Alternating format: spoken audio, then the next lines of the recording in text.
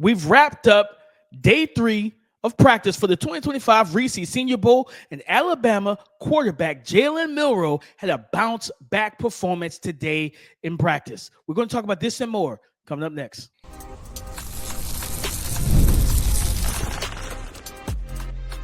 You are Locked On NFL Draft, your daily podcast covering the NFL Draft. Part of the Locked On Podcast Network, your team every day. Welcome back into the Locked On NFL Draft Podcast, your daily podcast covering your favorite draft prospects, part of the Locked On Podcast Network, your team every day. I'm your boy, Damian Parson, offensive draft analyst over with Bleacher Report, and that's my guy, Keith Sanchez, director of scouting with the Draft Network and 2019 national champion with the LSU Tigers. Guys, thank you for tapping in with us every single day, being our every dayers. We appreciate all the love and support. Today, we got the Money Makers and Bag Fumblers from day 3 of the Reese Senior Bowl practice and which prospects should play in the game. We're going to discuss all of that and more coming up next. But first, it is Crossover Thursday presented by PrizePicks here over the Locked On NFL Draft Podcast. Guys, download the app today. Use the code LOCKEDONNFL to win $50 instantly when you play $5. Keith, Money Makers, a guy that to me made some money today, and even though that his opportunities were limited, Jalen Milroe had his best practice of the week, in my opinion. He had, I think, 2 touchdown throws in team drills, right? Especially in the red zone. I think he threw one to Mason Taylor, or it was the one to Mason Taylor, the one to Jack Besh, I think it was the one that he threw. And then he had a dime to, I think it was Kobe Hudson. And it was tight man-to-man coverage down the field, one-on-one out on the down the sideline, and he just dropped it right in the bucket, right past the ear hole of the corner, who's hip to hip with Kobe. But Kobe got his hands on it, but the DB punched it out late, which caused it to be an incompletion. But he was accurate. He was more decisive, more comfortable throwing the ball. He looked good today, and you kind of saw that turning a little bit yesterday, where he was figuring some things out. Today, he didn't look like he was thinking as much. And I appreciated seeing that from Jalen Milroe. And I think for scouts in the stands, that teams need quarterbacks. The New York Giants, the Las Vegas Raiders, truthfully, Seattle might need a young guy for the future because Geno Smith isn't getting any younger, any of those scouts or GMs or whoever was in attendance, you saw the things you kind of wanted to see from him, again, just being confident, being in control. I didn't feel like because I felt like some throws he was pulling the string on, taking too much off. So he was he underthrew him throughout the week. He was just trying to gauge, of course, the speed of these receivers, how he should throw the ball to him. And typically by day 3, guys know how to get the ball to the receivers better because they've had 2 full days of practice. I felt like Jalen Milroe made himself some money, man. He bounced back after an uneven day yesterday. Not great day on Monday, and I think today was his best day. Yeah, DP, I think what ending this right for Jalen, this is I think conundrum is the best word, right, for people where you have people that, and I think both sides it's appropriate, right? Like the people that put them as top 10 picks, it's appropriate. The people that say, hey, I probably wouldn't draft him to the second round. It's appropriate, right? But I think you've seen almost like the full Jalen Milroe experience at the Senior Bowl, because now you have the feeling of do I take the guy in the first round, right? If you was out on him, and then but after the first 2 days, you kind of question yourself, man, I don't know if I can put him in the first round. But I agree with you, DP. Jalen played well, and then you continue to look at a couple of these guys, DP. I look at Pat Bryant from Illinois, wide receiver from Illinois.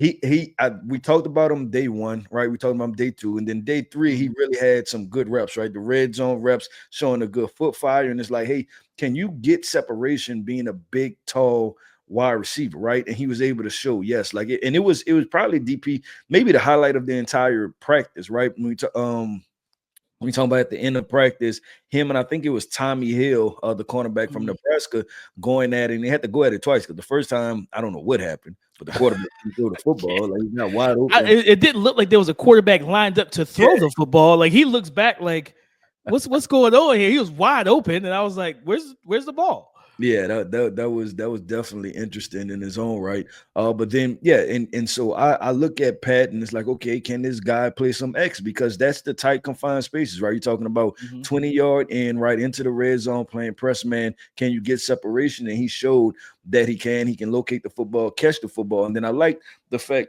that after that, everybody was kind of high energy too, right? Like it's like, Yeah. okay, so yeah, go be a playmaker, make some plays. So I look at Pat Bryant from the first practice as a guy that I thought really made some plays. No, 100%, Keith. And I'll throw a shout out to Jackson Dart. There's some people. It's crazy because there were people that weren't in attendance at this event that was tweeting out that Jackson Dart was the by far best quarterback here, and like he was a guy I felt like he did enough yesterday, and he came in like I don't know what was going on because it was like we were getting a lot of the Memphis quarterback Hennigan throughout drills, and I'm like, can we get Dart and Milrow in here? And then Dart comes in, he throws a really good seam ball to Isaac Tesla in the middle of the field, like right up the seam, big, nice throw.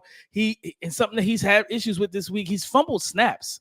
He fumbled the very next play, he fumbled a snap, and then he came back in. He had a nice throw, I think, to Trevor Etienne in the one-on-ones against Small Mundon. He like laid it over Mundon for a touchdown, close to the back pylon. So he had a solid day. He didn't get a lot of opportunities. You know what I mean? Him nor Milrow, they were given more of that opportunity to like Riley Leonard and Hennigan when we wanted to see the two kind of big ticket guys.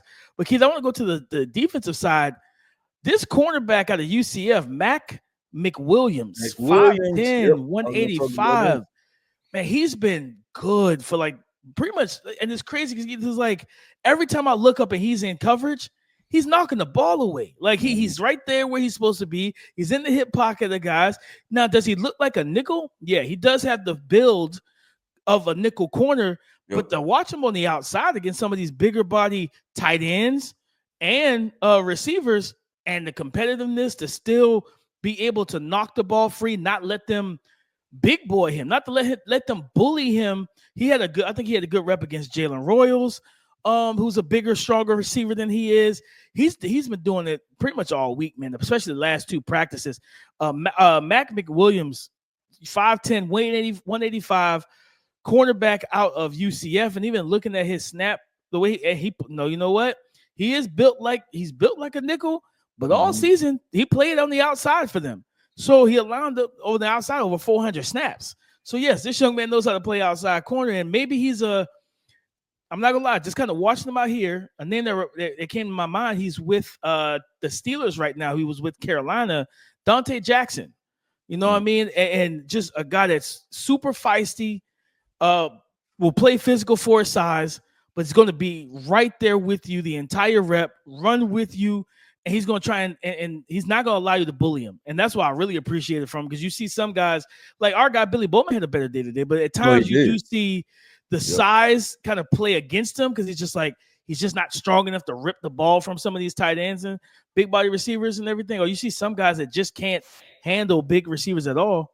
So just to see Mac Williams not get bullied and then play as well as he did, man, I feel like people should walk away from this event, from these practices, talking more about Mac Williams. Yeah, no, I agree too. He was definitely a DB that stood out in a situation where, to be completely honest, DP, wasn't a lot of defensive backs that did stand out, right? We talk about and we talk about Quincy Riley, right, from Louisville, who he may have been the best defensive back performer the entire time, at the Senior Bowl as far as consistency overall. Real quick, I'm gonna say this: Louisville quarterback Tyler Show, DP. I'll say this, like seeing him up close and personal, like he has an NFL frame. And I think he's a guy that he's going to put even more weight on. He can put more strength on.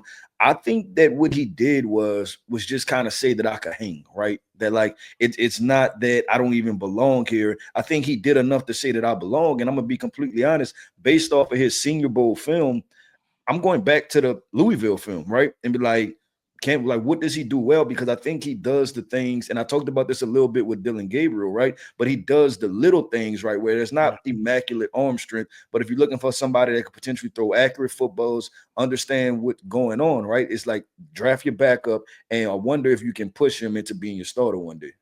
No, 100%. Like and honestly, because I was talking with our guy Ray Garvin, Ray GQ. Shout out to Ray, him and Jay Rich, and he had like the best ball fake out of all the quarterbacks. Like, and to the point, Jay Rich was like, he was recording, he was like, kind of capturing a clip, and he got confused on where the ball was because of how good the ball fake was. And it was like, because I looked at it and I was like, okay, does he have the ball? Did he give it to the running back? And I saw him like, pivot out, and then he threw it to the tight end. I was like, yeah, his ball fakes are pretty good. So like the ball handling, I think his arm is good. Like he has some good drive throws in terms of like just be able to gauge his arm.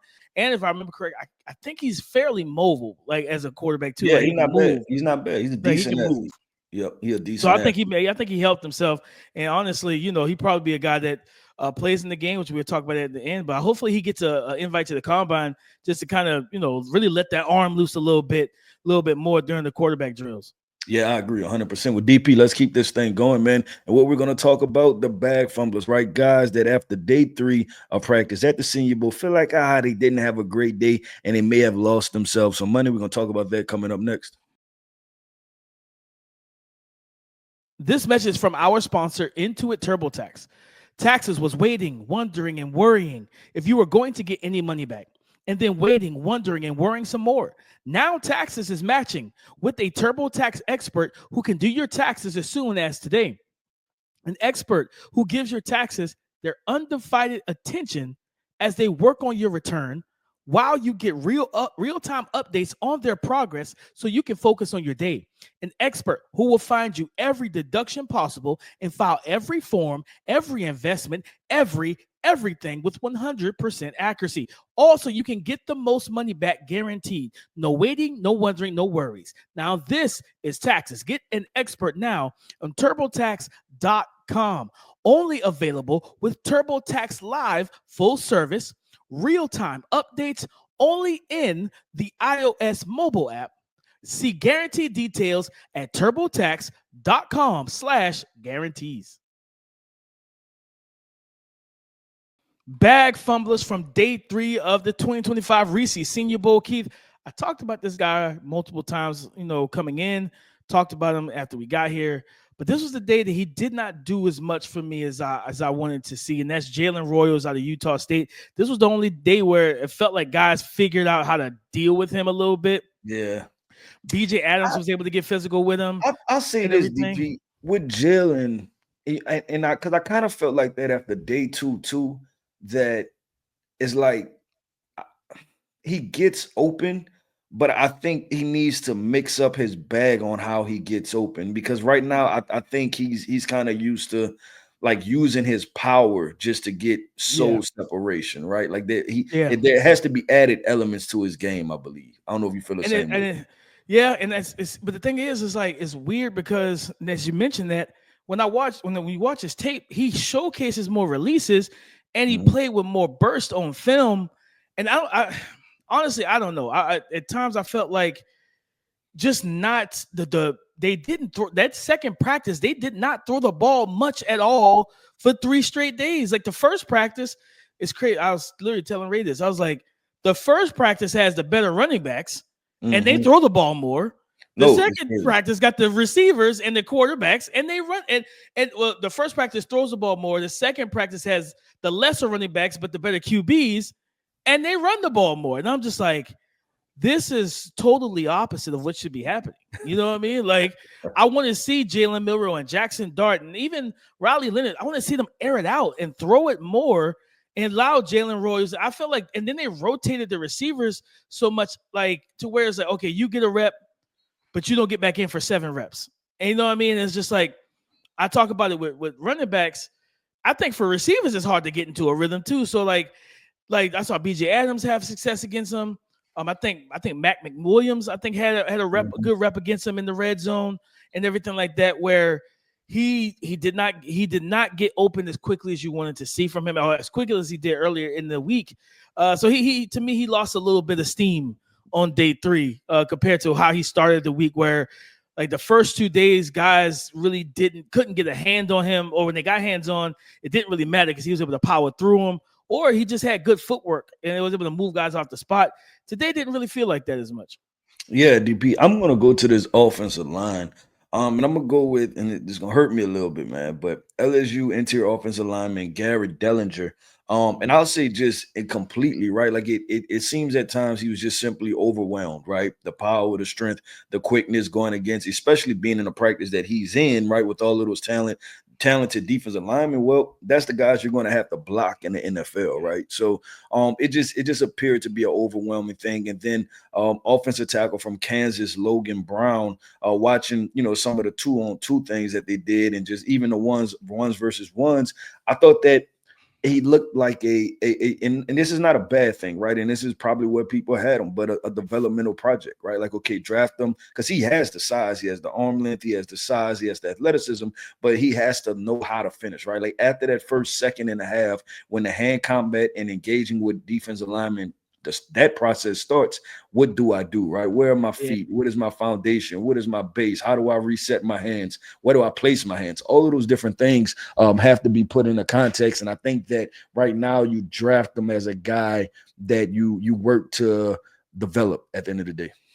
No, 100%, Keith. And like the offensive line was going to be that especially that second unit. Like it's kind of when you look at the D lines we have out here, like it was going to be rough. Like you just had to come in ready for war. And that was with guys going home, right? Like some guys went home already. So it was facts. We had guys leaving, and it was like, yeah, we still can't run the ball in the second, especially the second team, right? But Keith, for me, I go to Xavier Restrepo, the guy I was really looking forward to seeing this week, and I was expecting him to be that, like, really, like, not like Tez, right? Tez is like, much I guess smaller. Maybe like this, like you start to understand that there's levels to potentially levels to him and versus a Ladd McConkey, right? Like don't just throw him in the same bucket because Ladd ate this up last year. 100%, right? And I think he came in, I think like 5'8", 5'9", like 200 pounds and everything, and like so he's rock solid. He's a dense build for a slot, but it's like he's not as quick as you'd like to see. He doesn't separate as much, like outside of like comeback routes. Like he does a good job like pressing up field. He did it today in the red zone, in the low red zone one-on-ones, or it might have been team drill, where he attacked the DB outside, sold the vertical, broke down and right at the front of the pylon on the comeback route, caught the ball. Those refs, I'm gonna say this, like we need to get some younger refs because I need those guys' eyes to be checked. They were waving some touchdowns off that were clear touchdowns, 2 feet in, toe drag swag, and the ball was secured. They was like, no, incomplete. And I'm like, I don't know what you're looking at, sir, but that's fine. I think with Restrepo, just today was a culmination of it all. Like he just has not separated well this week. He was not quick. He was not quick twitch like you wanted to see. And I don't know. Maybe he needs to. It's crazy to think a 5'9" guy needs to trim down and get to 180. You know what I mean? 190, 185 to just add a little bit more quickness to his game. But yeah, I think Xavier Restrepo, Keith, like that's how I felt about him. And then Kobe Hudson, I believe it's Kobe Hudson they brought in late. Yeah, late. I hate it for him because it's like he got 1 day of practice, right? And because I remember like his first, he had a slant. Good release. We all know that about him. Like he can run routes. He's a good release artist. But he didn't catch the ball. D became like physical through the hands. And like it's like, well, these guys are already kind of warmed up. They've had 2 days of practice. Yep. Wow, you know what I mean? Like and just probably going there. Yeah, DP, and at the end of the day, you're going like it's obviously, you want to say it's a step up in level of competition, right? But with level of competition comes speed of the game, right? So you're going against guys at a certain caliber, then now you hop straight off the plane, come here, and then now you're going against guys like you said, you could operate your own foot fire and get a release, but then now what's the next step of making sure you secure the pass because I'm going against high level talent, right? And I think that was kind of the thing, and like you said, it's kind of I respect and appreciate because I think. And I like Kobe Hudson. I know you like Kobe Hudson, right? I thought that I would have had him at the Senior Bowl from the very beginning because I thought that he was talented enough to be here. But it's just unfortunate for him that he only gets one situation because if you look at the transition from what we said day one about some wide receivers, right, to what we're saying now to guys who's able to turn it on and have good reps and good days, he might have had an opportunity to place himself in the mix with these guys. But after 1 day, it was an okay performance. And unfortunately, he can't, go back out with another practice or two to kind of wrap things up. But DP, I know this is your favorite part of today's show, and we're going to talk about watch the Senior Bowl, but which prospects should play in the game? Don't opt out. Go play in the game. Why you need to play. We're going to talk about those guys coming up next. Attending NFL playoff games is an unforgettable experience that brings fans together. I remember the excitement and energy going to just a preseason game with some of my guys to see the Carolina Panthers. And guys, I'm looking forward to making new memories like that this up and coming season in 2025. Gametime has a new feature called Gametime Picks that makes getting tickets for events even easier. It filters out the fluff to show you only incredible deals on great seats, so you don't have to waste time searching through thousands of tickets. And if you're going to events like a football game with a party, 4, 5, heck, even 3 sometimes, 3 people, 4 people, whatever, trying to find consecutive seats can be a little bit of a hassle and a headache. So take the guesswork out of buying those tickets with Gametime. Download the Gametime app, create an account, and use the code LOCKEDONNFL for $20 off your first purchase. Terms apply. Again, create an account, use the redeem code LOCKEDONNFL for $20 off. Download Gametime today. Last minute tickets, lowest prices. Thank you for making Locked On NFL Draft your first listen today and everyday shot, for being our everydayers. Prospects that should, not could, prospects that should play in the 2025 Reese Senior Bowl game this Saturday. Keith, I go to the quarterbacks. I think the quarterbacks should play, because you didn't get much opportunity during practice, right? Jackson Dart and Jalen Milroe, you should play. I want them to have. I want them to have that Spencer Rattler. Remember the first drive last year with Spencer Rattler led them down, scored the touchdown. He threw that dime to, I think, Rosemary Jack Saint. But in the corner of the end zone, just long ball dime from the 50 or 45. And then that was it, right? He was done. He was like, yeah, the coach said, you know what? You did exactly what you needed to do. You're good, right? And I just want to I want to see more passing. I was literally walking. I was like, are we about to have a 75 rush attempt game on Saturday? Are we about to see a heavy run game situation? I want to see, and I think the quarterback should play, because to be able to, especially Jalen Milroe, taking that step he had today, man, maybe if he gets 2 quarters in the game and allow himself to get into a rhythm, into a flow, maybe he looks really good out there. And then about halftime, you say, you know what? Come on out, Jax. Come on out, Jalen. You're good. You iced it. Maybe he has a really strong first quarter, close it out, leads you on 2 touchdown drives. He looks good. He's throwing the ball well.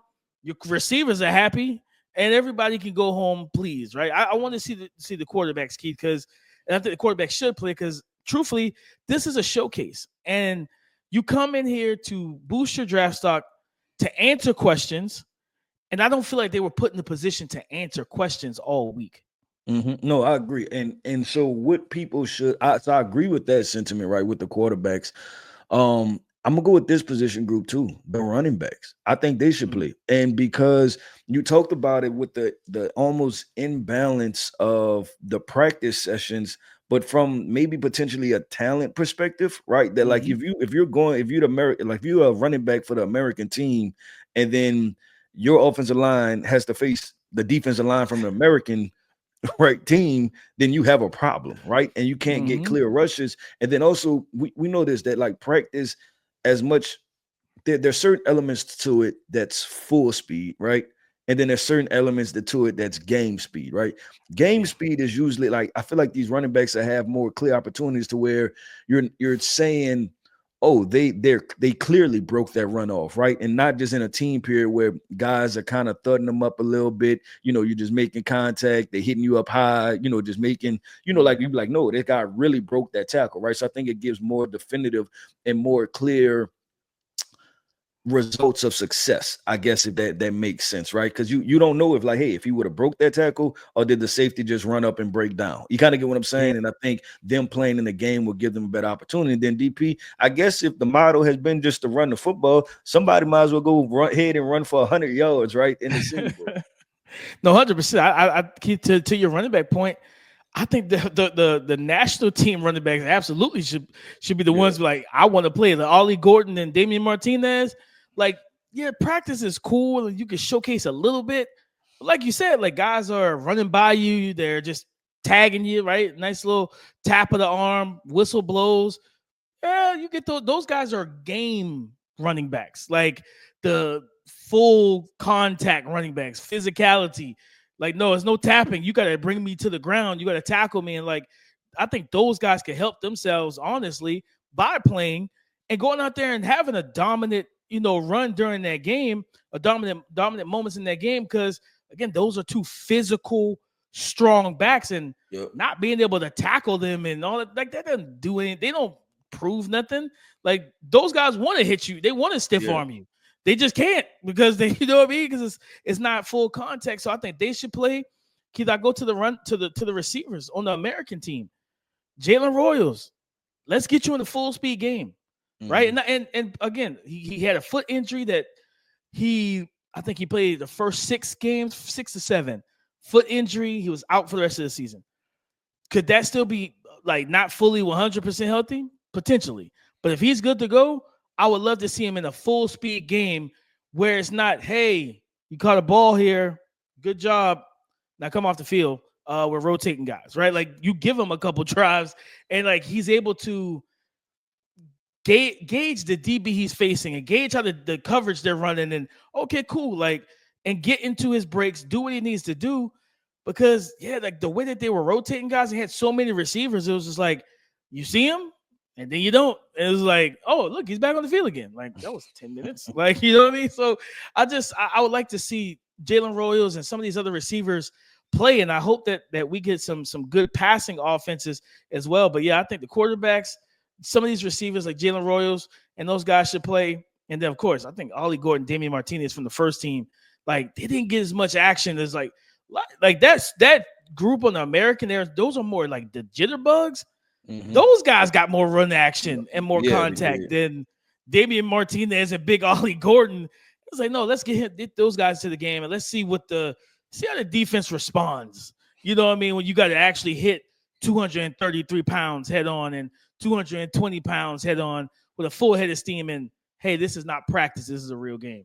Yeah, I'll go with the last position group DP I'm gonna bring up is the DBs. I think every DB should be excited to get out there and play football, and it goes to the full speed thing. But like some of these safeties, man, go ahead and show. I think about a Sebastian Castro, right? Go ahead and show that I'm a really good tackler inside the box, right? Like go ahead and make a play on the football. Like I think about cornerback Azariah Thomas, who's kind of had a up and down and a little bit down type of Senior Bowl, right? To where you see all the physical tools, it shows up, but it's just the completion of things, man. Go get you an interception, something like that. Go make a play. I look at all of these defensive backs, and I think this too, DP, that if there's one position group where the depth just doesn't appear to be there, it's with the secondary, right? Like we talked about the linebackers, how deep the linebackers are. We talk about the offensive line, the running backs, the quarterbacks are solid, the wide receivers. Maybe it's not the top end like we've had in the past 5 drafts, right? But there's good depth here. But the DBs is something that you have to pay attention to. And so all of these guys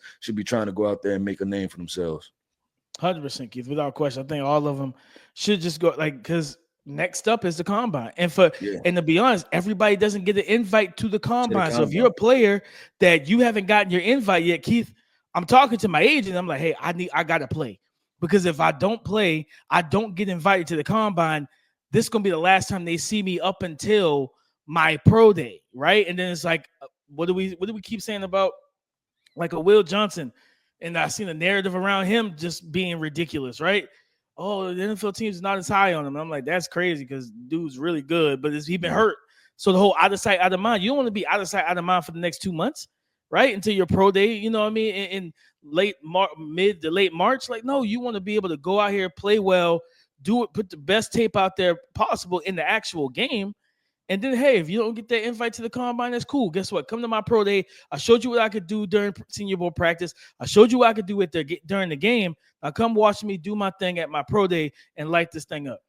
Yep, I agree with DP. That wraps up another episode, man, of the Locked On NFL Draft Podcast. I'm going to start this podcast. I want to end this podcast off. I'm sorry. I'll end this podcast off in this Senior Bowl week off by saying shout out to our everydayers, Thank you for tapping in with us each and every single day. Every listen is greatly appreciated. Here, you know where to come to for your best draft content coverage. Tell a friend to tell a friend. Come to Locked On NFL Draft. I am Keith Sanchez. You can find me on X at The Talent Code. That right there is my guy, my co-host, Mr. Damian Parson. You can find him on X at DP_NFL. And like we like to say, man, y'all come talk to us.